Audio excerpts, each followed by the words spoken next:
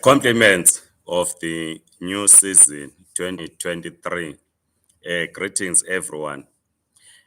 Last year, we're having difficulties in communicating through this platform in our live stream because of load shedding. We think it is going to be problematic again in 2023 as load shedding seems to be continuing. So we thought that today we should come here to respond to your questions as we normally do.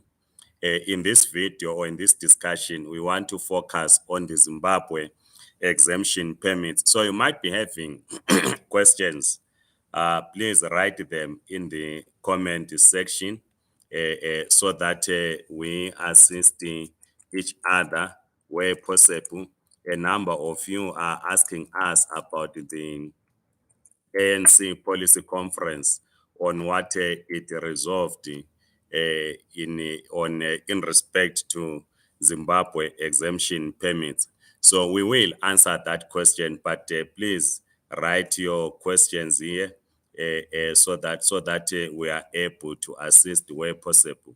I am Ngabuto Nicholas Mabena. So let's look into the policy, into the conference of the ANC, which started on the 16th of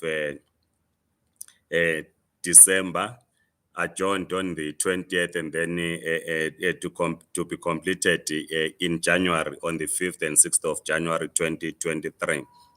The conference, as we understand, did not specifically discuss the issues of ZEP, but instead it discussed a proposal from its policy conference on citizenship and migration policy.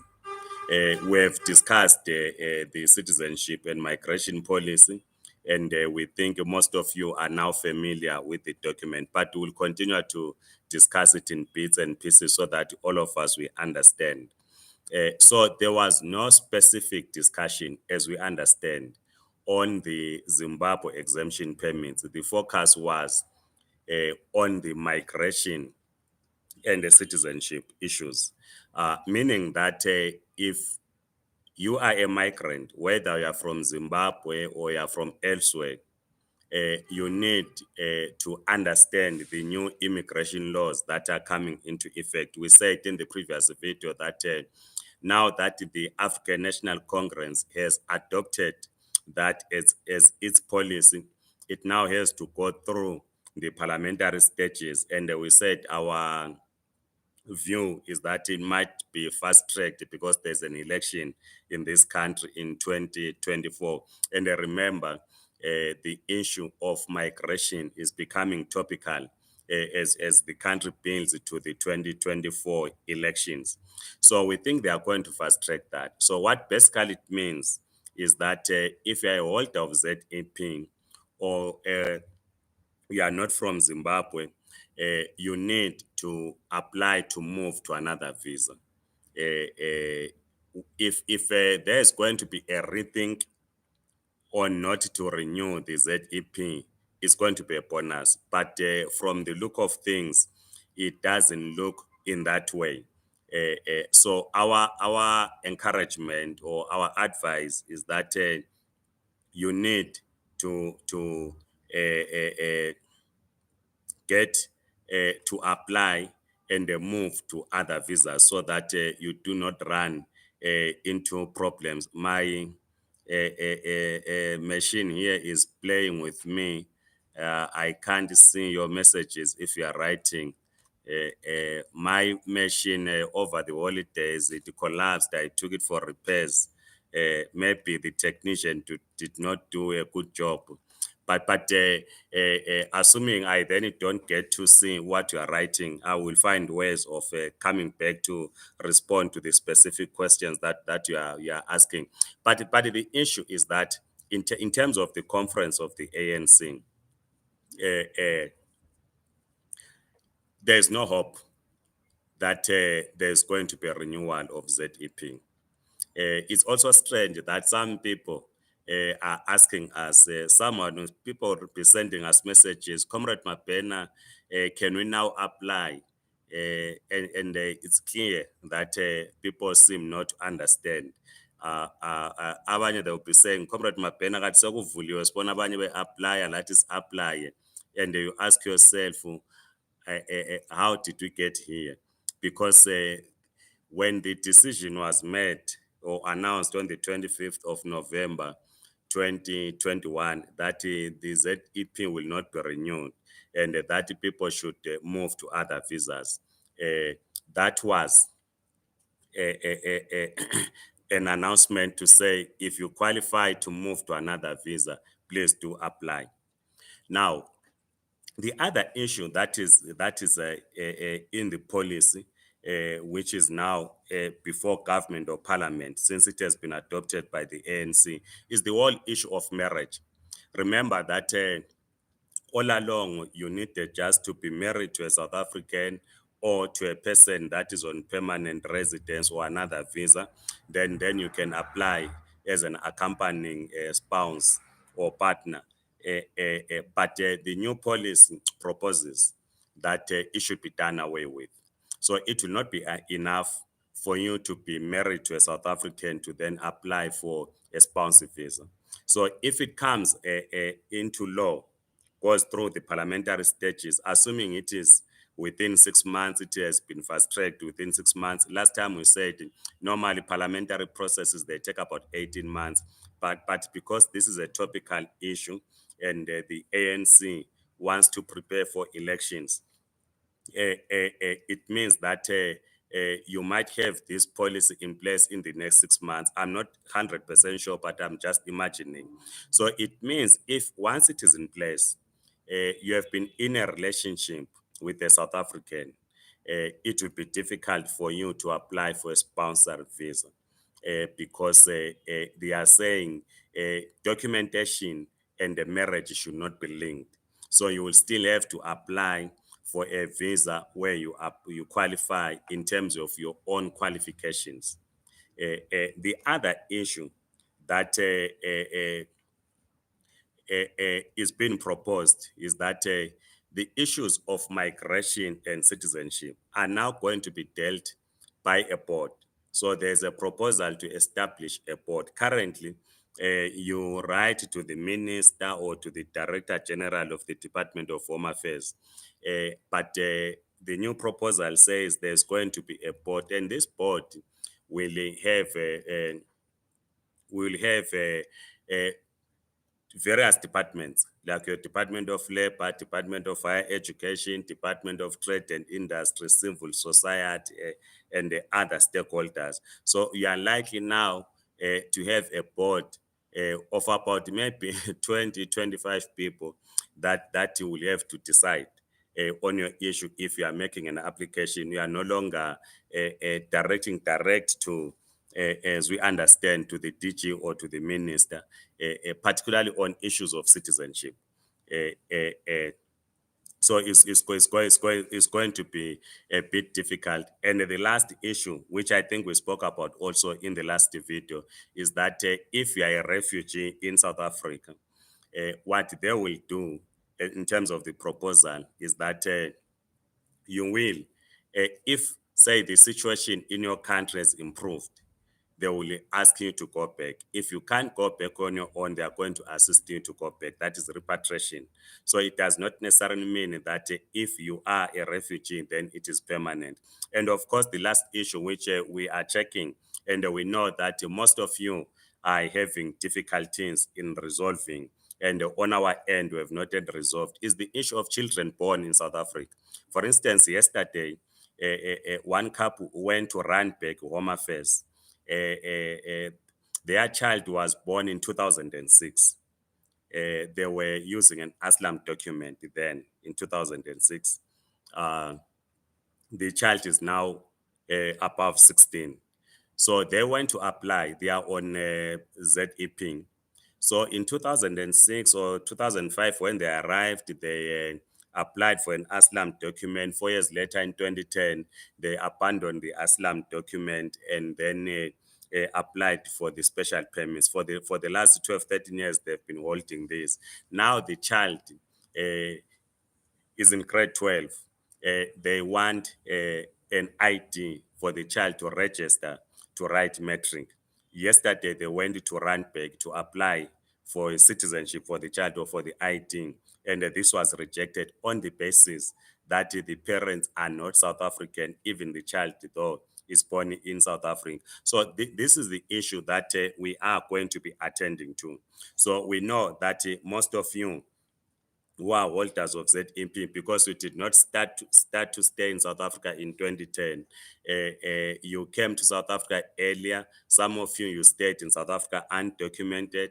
Some of you were on asylum documents. You then had to apply for permits in 2010. So your kids are now above 16 or 17. You now need to get them IDs, and there's this confusion in the Department of Home Affairs, notwithstanding a constitutional court judgment, which said that children born in South Africa when they turn 17, or the sentence I read says when they are major, they should apply for South African IDs, but still there seem to be some confusion in the Department of Home Affairs when people apply. So this is the issue that we'll be trying to resolve. Comrade Tabani Nkomo writes, says, are we going to get our Provident Fund money if we are rejected? Last year, we were supposed to have meetings with which was being facilitated by the International Labour Organization in their Pretoria office, for us to meet with the Department of Labour and the other stakeholders, including the Embassy of Zimbabwe, the officials, the trade unions, COSATU, and others. That meeting did not happen because the meeting was specifically to raise these issues. Comrade Tabani Nkomo, we hope that in this quarter the meeting is going to happen so that we resolve these issues. Comrade Sponile Chuma, good morning. I hope you were able ukuyahla kule ekhaya. Then there is a court case, which of course we have been saying that we are not part of it, and we know that all of you are following on the court case. As we said last time, it is coming up in mid-April 2023. I do not have the dates.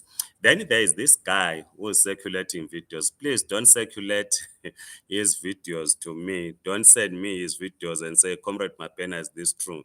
So I can't remember his name, this white guy that is circulating videos saying ZEP is going to be renewed. He is not an official of the Department of Home Affairs.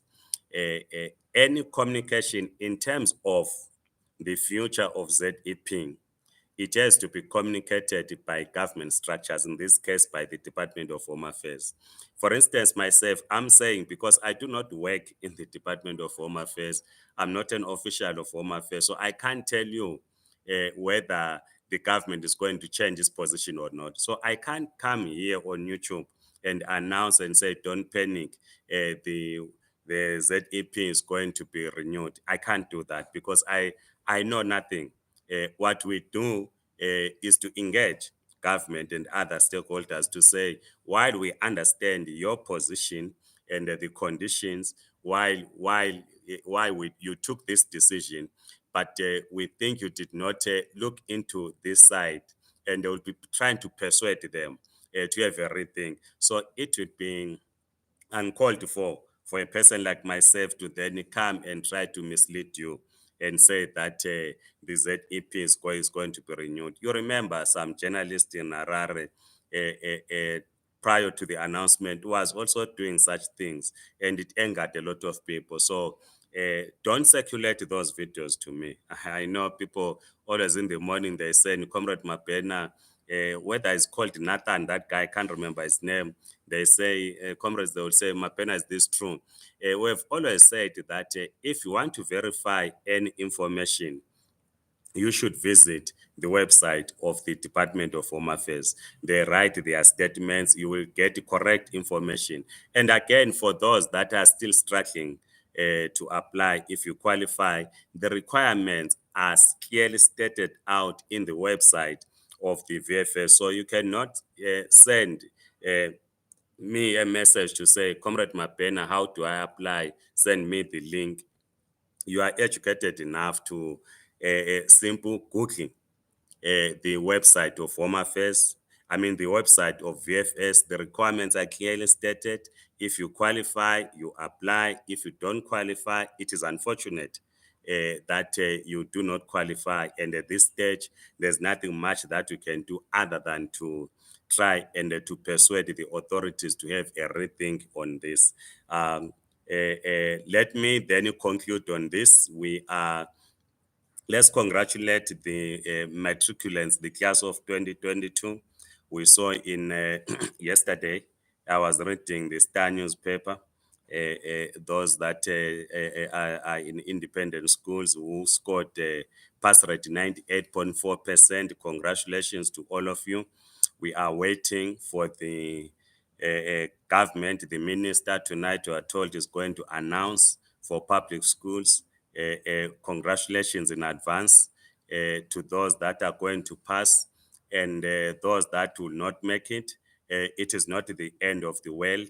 You still have a chance to correct the mistakes. This is why other people repeat. So don't allow your child to end up trying to take their own life because they've failed or they did not manage to score. Is not fail, but is not managed to score the required percentage to move to the next stage. So it is not the first time. Many people that we know failed to score the required percentage there to redo their grades or to rewrite their exams, and they are doing well in their lives. So yeah. Otherwise, thank you so much, comrades. We will continue to engage. So if you have questions, write in the comment section. We are going to research. So we're going to come back to you on the issues of children born in South Africa so that you are able to assist your case. Otherwise, have a great day. Goodbye. Please don't forget to subscribe. Please subscribe to this YouTube channel, and thank you so much for all of you that have subscribed. Goodbye.